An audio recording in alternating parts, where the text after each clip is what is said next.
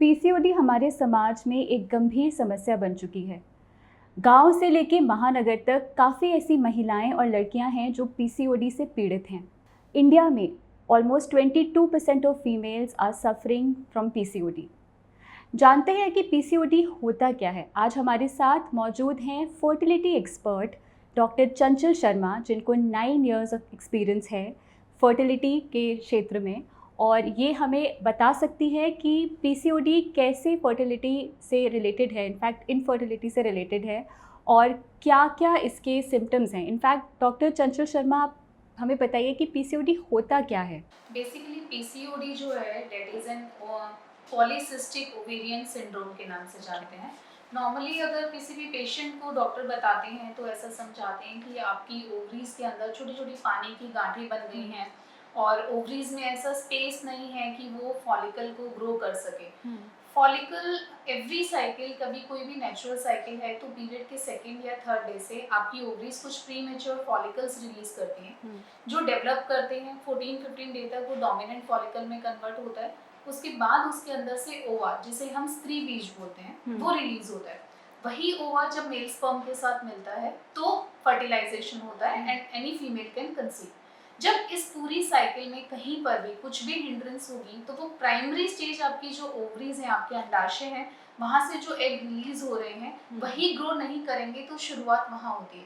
तो पीसीओडी में बेसिकली वो ग्रो नहीं करते हैं और वो वहीं पर पानी की गांठों के फॉर्म में धीरे धीरे कलेक्ट होने लगते हैं।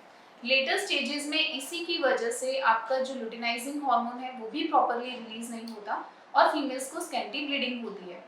फर्दर स्टेजेस में इंसुलिन डिस्टर्ब होता है तो पीसीओडी पेशेंट्स को बोला जाता है कि शुगर लेवल्स नॉर्मल रखने के लिए आप मीठा मत खाइए, या अदर इश्यूज हैं। एंड और एडवांस स्टेजेस में टेस्टोस्टेरोन लेवल वेरिएशन होती है और लोगों को ऐसा हिर्सुटिज्म का इशू होता है। हिर्सुटिज्म मतलब कि आपके चिन के नीचे बाल आने लग जाते हैं, आपकी अपर लिप्स पे बाल रहते हैं, साइड लाइन में, जॉ लाइन में हेयर्स रहते हैं, कुछ लोगों को आर्मपिट में रहते हैं, कुछ को ब्रेस्ट में ज़्यादा रहते हैं। वॉयलेट कलर की आपकी जो नेकलाइन है वो वॉयलेट ऐसा डिस्कलरेशन देता है। तो ये सारे छोटे छोटे फैक्टर्स हैं जो पीसीओडी के सिम्टम्स के फॉर्म में हम देख सकते हैं। बहुत बार ऐसा होता है कि आपकी साइकिल्स एकदम रेगुलर रहती हैं, आपको बहुत लॉन्ग टर्म तक पता ही नहीं होता कि आपको पीसीओडी का इशू है। जब आप कंसीविंग के लिए जाते हैं उस टाइम आप पता लगता है। लेकिन उसमें जो एक नॉर्मल प्रॉब्लम जो फीमेल्स इग्नोर करती हैं वो ये कि या तो वेट गेन बहुत ज़्यादा होगा या फिर आपकी ब्लीडिंग जो है वो एकदम स्कैंटी हो जाती है, या आपकी ब्लीडिंग बहुत एबनॉर्मल हो जाती है। मतलब आप 15 डेज में, 20 डेज में, 22 डेज में ऐसा साइकिल ब्लीड करने लगते हैं। तो ये जो भी सिम्टम्स है इसमें से किसी भी चीज़ को अगर हम इग्नोर नहीं कर रहे हैं तो आप पीसीओडी को जल्दी जज कर सकते हैं। तो डॉक्टर चंचल, जैसे आपने बताया कि जो सिम्टम्स हैं, जैसे हेयर ग्रोथ हो जाती है साइड्स में आपने बताया, या फिर चिन एरिया में आपने बताया स्कैंटी ब्लीडिंग होती है पीरियड्स में, उन महिलाओं का क्या, जैसे जिनको इरेगुलर ब्लीडिंग होती है या स्पॉटिंग होती है, तो क्या वो भी पीसीओडी का सिम्टम कह सकते हैं उसको?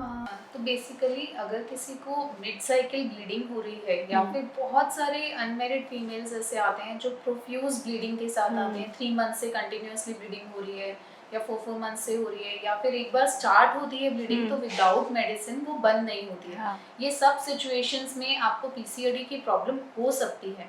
अदर देन पीसीओडी भी ऐसे issues because of some hormonal issues हो सकते हैं, but PCOD can be one of the alarming sign, तो उसको इग्नोर नहीं किया जा सकता। डॉक्टर, आप ये बताइए कि इसका हम डायग्नोसिस कैसे कर सकते हैं और इसका ट्रीटमेंट कैसे किया जाता है? अगर आपको ऐसा लगता है कि पीसीओडी का कोई सिम्टम हमें हो सकता है तो सबसे पहले एक अल्ट्रासाउंड कराने की ज़रूरत है। जो अल्ट्रासोनोग्राफी है वो आपकी ओवरीज में पीसीओडी पैटर्न रहता है, जिसमें हम ऐसा ब्लीडिंग लाइक स्ट्रक्चर या पर्ल लाइक स्ट्रक्चर हम बोलते हैं, वो ओवरीज में दिखता है। अदर देन डैट आपके साइकिल का कौन सा डे है उसके हिसाब से आपकी एंडोमेट्रियल थिकनेस कितनी है वो भी एक जजमेंट क्राइटेरिया रहता है। प्लस आपके एग्स ओवुलेट कर रहे हैं या एग्स ग्रो कर रहे हैं नहीं कर रहे, वो सब आप अल्ट्रासाउंड में जज कर सकते हैं। नॉर्मली डॉक्टर्स ये पीसीओडी के लिए अल्ट्रासाउंड जो है वो पीरियड के 14, 15 या 16 डे पे कराते हैं, क्योंकि वही एक ओव्यूलेशन फेज का टाइम पीरियड रहता है, तो आपका जजमेंट ज़्यादा अच्छे से होता है अगर आप फर्टिलिटी से के रिलेटेड पीसीओडी की प्रॉब्लम से जूझ रहे हैं तो। अदर देन डैट आप पीसीओडी के लिए हार्मोनल प्रोफाइल करवाते हैं। हार्मोनल प्रोफाइल के जो भी टेस्ट हैं वो आपको आपके डॉक्टर्स रिकमेंड करते हैं। आप पीरियड के सेकंड या थर्ड डे पे करवाते हैं, क्योंकि उसी टाइम पर कराने से आपको एक्यूरेसी ऑफ रिपोर्ट्स मिलती है। नॉर्मल हार्मोन टेस्ट में आप किसी भी लैब में जाके अगर बोलते हैं पीसीओडी प्रोफाइल करा दीजिए, तो उसमें आपका एफएसएच यानी follicle stimulating hormone, LH, then AMH, testosterone levels, serum insulin levels, ये सारे टेस्ट उसके अंदर किए जाते हैं। इनमें जो भी वेरिएशंस हैं वो डॉक्टर्स आपको जज करके बताते हैं। और ट्रीटमेंट की बात करें तो जितना स्टार्टिंग फेज में आप पीसीओडी का ट्रीटमेंट लेते हैं उतना इजी हो जाता है ट्रीटमेंट करना। जैसे स्टार्टिंग में अगर आपकी बॉडी एक अलार्मिंग साइन दे रही है कि आपकी ब्लीडिंग कम होती जा रही है, देन लेटर ऑन स्टेजेस में वो ब्लीडिंग और कम होगी, उसके बाद वो आपकी डिलेड साइकिल्स में कन्वर्ट होती है, और जब आप उसको फिर भी इग्नोर करते हैं तो वो विड्रॉल ब्लीडिंग पे चला जाता है, यानी कि विदाउट एनी हार्मोनल मेडिसिन आपको ब्लीडिंग होनी बंद हो जाती है, आपकी मेंस्ट्रुअल ब्लीडिंग स्टॉप हो जाती है। तो जितना एडवांस स्टेज ऑफ पीसीओडी होगा उतना ही टाइम पीरियड ज़्यादा लगेगा उसको ठीक करने के लिए, क्योंकि उतने ही ज़्यादा जो आपके प्रीमेच्योर फॉलिकल्स हैं वो छोटे छोटे सिस्ट के फॉर्म में आपकी ओवरीज में कलेक्ट होते जाते हैं। इसलिए इट्स वेरी इंपॉर्टेंट कि जो भी स्टार्टिंग स्टेज है आप उसी में उसको ट्रीट कर लीजिए। हम लोग बहुत बार अनमेरिड फीमेल्स को बोलते हैं कि आप लोग at the age of young age also when you have diagnosed कि आपको पीसीओडी हो गया, अगर आप तभी उसको ट्रीट कर लेते तो आज ये सिचुएशन नहीं होती कि वो फर्टिलिटी पे इतना ज़्यादा इम्पैक्ट डाल रहा है। पीसीओडी का ट्रीटमेंट आयुर्वेदा में प्रॉपरली पॉसिबल है। It may take a time of 3 months to up to 1 year depending upon कि वो किस ग्रेड का पीसीओडी है। आयुर्वेद में हम पंचकर्मा ट्रीटमेंट्स करवाते हैं। 5 तरीके के पंचकर्मा हैं, वर्मन, विरेचन, नस्यम, बस्ती, रत्नोक्षण, ये सब पंचकर्मा प्रोसीजर्स आपके दोषास पे काम करते हैं, उनको बैलेंस आउट करते हैं। जैसे कफ दोषा से हम हार्मोन्स को कोरिलेट करते हैं, वायु दोषा का बहुत इम्पैक्ट रहता है इसमें, क्योंकि वो आपके पूरे नर्वस सिस्टम पे काम करता है। तो जब आपके दोषास बैलेंस होते हैं तो ये चीज़ें रिजॉल्व होती हैं। अदर देन डैट आयुर्वेद ने दिनचर्या और रात्रिचर्या पे बहुत रोल दिया। दिनचर्या मीन्स आपका डेली रूटीन कैसा है, आप कितने बजे उठते हैं, आप दिन भर क्या कर रहे हैं, आप कितने आवर्स में मील्स ले रहे हैं, आप ब्रेकफास्ट कब कर रहे हैं। बहुत सारी फीमेल्स, स्पेशली इंडियन फीमेल्स में कल्चर है कि आप सुबह 5 साढ़े 5 बजे उठ रहे हो, आप घर के काम कर रहे हो, सारी फैमिली का ब्रेकफास्ट सब होने के बाद आप 11-12 बजे अपना नाश्ता करने लगते हो। इतने टाइम पीरियड में इतना ज़्यादा पित्त एग्रीवेट होता है, इतने दोषास एक्यूमुलेट हो जाते हैं कि वो लेटर ऑन स्टेजेस में डिजीज क्रिएट करने ही वाले हैं। ये जो रूटीन है वो ठीक नहीं रहता। अदर देन डेट, जैसे अभी हमारे पास पेशेंट्स आते हैं, हम उनसे पूछते हैं आप कितने बजे सो रहे हो, बिकॉज वी ऑलवेज से कि आपका स्लीप पैटर्न अच्छा होना चाहिए, जिसे आयुर्वेद में रात्रिचर्या बोला गया। तो अगर आप रात को 10 साढ़े 10 सो रहे हो, सुबह 6 बजे उठ रहे हो, तो आपका वायु दोषा जो पीसीओडी में one of the root cause है वो बैलेंस्ड रहता है। अदर देन डेट जो आजकल प्रॉब्लम्स आ रही हैं, एंडोमेट्रियोसिस, एडिनोमाइसिस, इन सब में वो रूट है। बट फीमेल्स का एक ही आंसर होता है कि मैम हमारे हस्बैंड ही 10:30 आते हैं, वो 11 आते हैं, वो 12 आते हैं, उनको खाना देंगे उसके बाद हम सोएंगे। तो ये पैटर्न को ठीक करने की ज़रूरत है, जो इंडियन हाउस होल्ड में एक बेसिक रूटीन बन चुका है कि फीमेल्स यही करेंगी, उसके बाद ही सोने जाएंगी, सुबह सबको खिलाएंगी, उसके बाद उठेंगी। जब हम अपनी बॉडी को समझने लगते हैं, हम इन रूटीन्स को ठीक करते हैं, तो डेफिनेटली प्रॉब्लम रिजॉल्व होती है। मतलब पूरा लाइफस्टाइल चेंज करना जरूरी है, बिकॉज जब भी आप गूगल करते हो it's always like it's a lifestyle disorder. पर वो लाइफस्टाइल डिसऑर्डर हो क्यों रहा है वो समझना जरूरी है, क्योंकि आपको लगता है जिस लाइफस्टाइल में आप हो वो वही आपकी नीड है, आप उसको चेंज ही नहीं कर सकते। और वो रूटीन अगर आप नहीं अपनाओगे तो आपकी डेली रूटीन, सारी चीजें, आपकी फैमिली सब डिस्टर्ब हो जाएगी। तो लेटर ऑन स्टेजेस में वो डिजीज की फॉर्म में कन्वर्ट हो जाता है। तो उसको समझना बहुत जरूरी है। जब वो लाइफस्टाइल आप ठीक कर लोगे तो आपकी प्रॉब्लम सॉल्व होती है। क्योंकि बहुत सारे जो भी एजुकेटेड फीमेल्स हैं, मैं आजकल ये नहीं बोलूँगी खाना ज़्यादा खराब है, बिकॉज ज़्यादातर लोग अभी डाइट कॉन्शियस हो गए हैं। काफ़ी सारे पेशेंट्स तो ऐसे आते हैं जो ऑलरेडी डाइटिशियन से डाइट ले रहे हैं, जिनको पता है कि हमने इतना कार्ब्स लिया है, मैम हमने इतना ये खाया, हम तो दिन में खाते ही इतना है, जो चीज़ें आप बोल रहे हो वो तो हम खा ही नहीं रहे, पर आप अपने बाकी रूटीन पे काम नहीं करते। तो जब वो सब चीज़ें ठीक नहीं होंगी तब तक प्रॉब्लम सॉल्व नहीं होती। तो जैसा कि आपने ट्रीटमेंट के बारे में बताया, तो मैं आपसे ये पूछना चाहती हूँ कि मान लीजिए ट्रीटमेंट के दौरान अगर कोई फीमेल कंसीव कर लेती है तो ऐसी प्रेगनेंसी जो है वो रिस्की होगी या? अगर आप आयुर्वेद के थ्रू ट्रीटमेंट ले रहे हैं तो हम लोग प्रेगनेंसी में जब तक आपको पीसीओडी करंट स्टेज में ठीक नहीं होगा तब तक आपके एग्स ओव्यूलेट नहीं करेंगे, तो आप कंसीव ही नहीं कर पाओगे। तो अगर आपको कंसीव हो रहा है विद इन आयुर्वेदिक ट्रीटमेंट तो उस कंडीशन में आपको कोई प्रॉब्लम नहीं होती है। अलॉन्ग विद दैट कि हम जो भी ट्रीटमेंट आपको दे रहे हैं वो ट्रीटमेंट के साथ हम फिर ड्यूरिंग प्रेगनेंसी ऑल्सो हम आपको कुछ सपोर्ट्स देते हैं, दैट टू ओनली आयुर्वेदिक। तो उसके साथ जब आपकी प्रेगनेंसी सर्वाइव करती है तो आपको दिक्कत नहीं आती।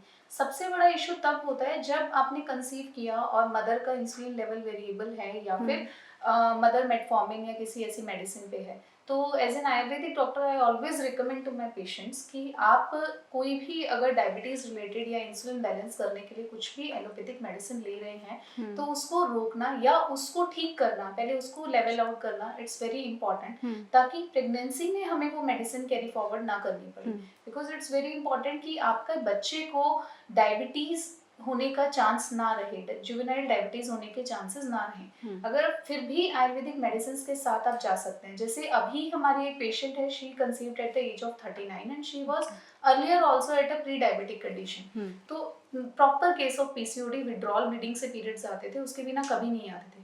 पूरे 9 months we have given her only Ayurveda and she delivered a very healthy baby. और 7th month तक आते आते उसके शुगर लेवल्स एकदम नॉर्मल थे।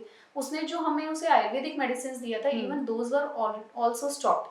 तो अभी वो एक ऐसी सिचुएशन थी कि उस कंडीशन में वो जो प्री डायबिटिक सिचुएशन से हम स्टार्ट हुए थे, हम उसको भी रिकवर कर पाए, हमारा बेबी भी हेल्दी रहा और मदर भी डिलीवरी से पहले ही एक हेल्दी लाइफ पे आ चुकी थी।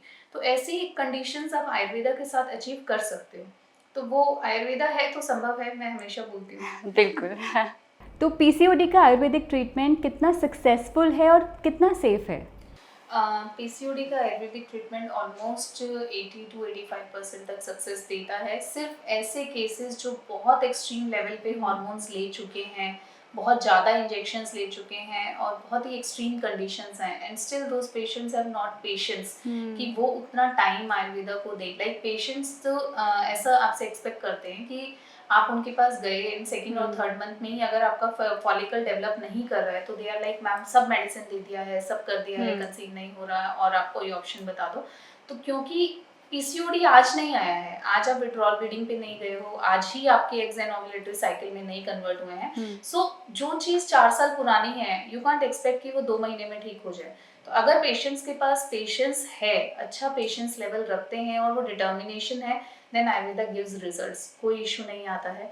बहुत बार ऐसा होता है पेशेंट बहुत इम्पेशेंट हो जाता है, मतलब उसको सिर्फ ये काउंट होता है कि मेरे फॉलिकल्स 2 महीने से करा रहा हूँ, 3 महीने से करा रहा हूँ, नहीं बन रहा है, it means it's not affecting. Because उनको ये हैबिट हो चुकी है कि अगर आप एक FSH का इंजेक्शन लगाओगे तो आपका एक तुरंत ओव्यूलेट हो जाएगा, या आप एक LH लगाओगे तो हो जाएगा। बट वो लोग ये भूल जाते हैं कि ऑलरेडी यही सब करने के बाद आप आयुर्वेदा में आए थे, और जो इतना साइकिल्स लेट्रोजोल लिया है, इतना साइकिल्स ये इंजेक्शंस लिए हैं, उसी के साइड इफेक्ट से आज हम इस सिचुएशन पे खड़े होते हैं। तो आयुर्वेदा आपको सिर्फ डिटॉक्स कर रहा है, आयुर्वेदा आपके सिस्टम को नॉर्मलाइज कर रहा है, आयुर्वेदा आपके हार्मोन्स को बैलेंस कर रहा है। तो आयुर्वेदा आपको कोई साइड इफेक्ट्स नहीं देगा। अदर देन डैट एक नॉर्मल PCM की मेडिसिन को भी अगर हम गूगल करते हैं तो it has lots of side effects list, but फिर भी अगर फीवर होता है तो ऑल ओवर वर्ल्ड हर कोई PCM खाता है। आयुर्वेदा की मेडिसिन में भी ऐसा ही है, अगर आप डॉक्टर के अंडर गाइडेंस ले रहे हो और डॉक्टर आपकी प्रकृति को एनालाइज करके आपको समझकर मेडिसिन देता है तो किसी पेशेंट को कोई प्रॉब्लम नहीं होती। कोई आके हमें ऐसा नहीं बोलता कि हमें बहुत हीट डेवलप हो रही है या हमें बहुत दिक्कत हो रही है, बिकॉज वो आपकी प्रकृति के हिसाब से एनालाइज मेडिसिन हैं। अगर कुछ इशू होता भी है तो आप डॉक्टर को अगर बताएंगे तो वो उसको रिजॉल्व करके देता है। तो उतना एक विंडो आपको आयुर्वेदिक डॉक्टर को भी देने की जरूरत है और उतना एक्सेप्टेंस देने की भी जरूरत है।